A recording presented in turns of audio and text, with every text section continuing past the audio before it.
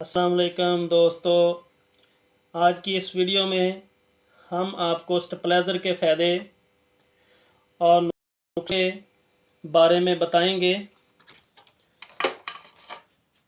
आपको इसके फ़ायदे क्या क्या हैं और इस तरह आपको नुकसान क्या है। अगर आप अपने घर में फ्रिज के साथ इस तरह का स्टेबलाइज़र लगाया हुआ है तो आपको इसका क्या नुकसान है। तो सबसे पहले हम आपको नुकसान बता देते हैं। हमारे पास एक पावर केबल है,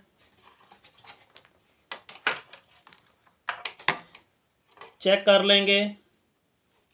अगर आप इस तरह का स्टेबलाइज़र फ्रिज के साथ लगाते हैं, आप इसकी आउटपुट से अगर लोड नहीं लेते, फिर भी आपके महीने के कितने यूनिट हैं, तो हमारे पास मीटर है। स्टेबलाइज़र को ऑन कर देते हैं। ये हमारी पावर केबल है और स्टेबलाइज़र को ऑन करते हैं।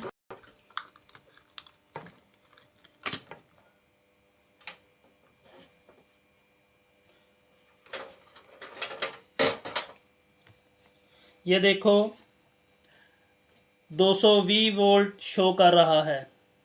इस वक्त हमारा स्टेबलाइज़र ऑन है। यहाँ पर 220 वोल्टेज दे रहा है। इस पर हम देखते हैं कितने एम्पेयर लेकर ये चल रहा है।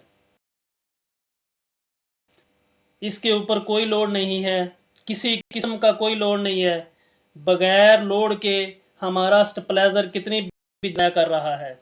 यहाँ पर अगर हम देखते हैं तो 0.2.7 एम्पेयर खर्च कर रहा है।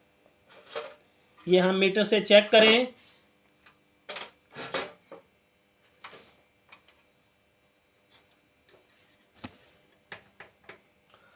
तो 0.2.7 एम्पेयर खर्च कर रहा है। इस एक चीज़ आपको और बता दें, सबसे पहले हमने इसके वाट निकालने हैं। कितने वाट ये ले रहा है। इस वाट के जो हमारे वाट हैं, ये वाट कैसे निकालने हैं, कितने वाट पे ले रहा है। तो ये 0.27 एम्पेयर खर्च कर रहा है। एक चीज़ आपको और बता दें, सबसे पहले हमने इसके वाट निकालने हैं, कितने वाट ये ले रहा है।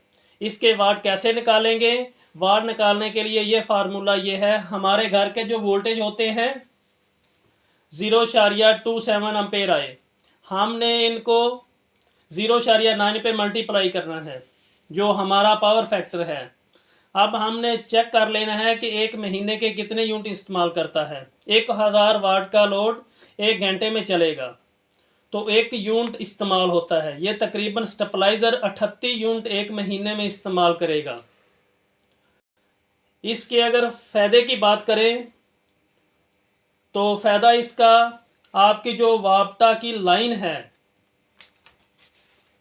180 है या फिर 200 है, ये स्टेबलाइज़र आपको 220 वाट करके देगा।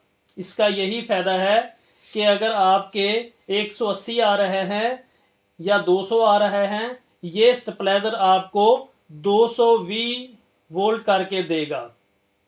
अगर आपकी वापडा की लाइन से जो वोल्टेज मुकम्मल आ रहे हैं, अगर आपकी वापडा की लाइन से वोल्टेज मुकम्मल आ रहे हैं 220, 25 या 230 या फिर 110 आ रहे हैं, इसमें यह है कि आप ये स्टेबलाइज़र ना लगाएं,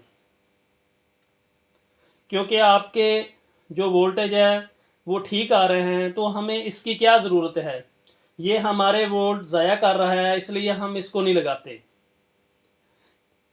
इससे अच्छी एक डिवाइस है, ये डिवाइस है।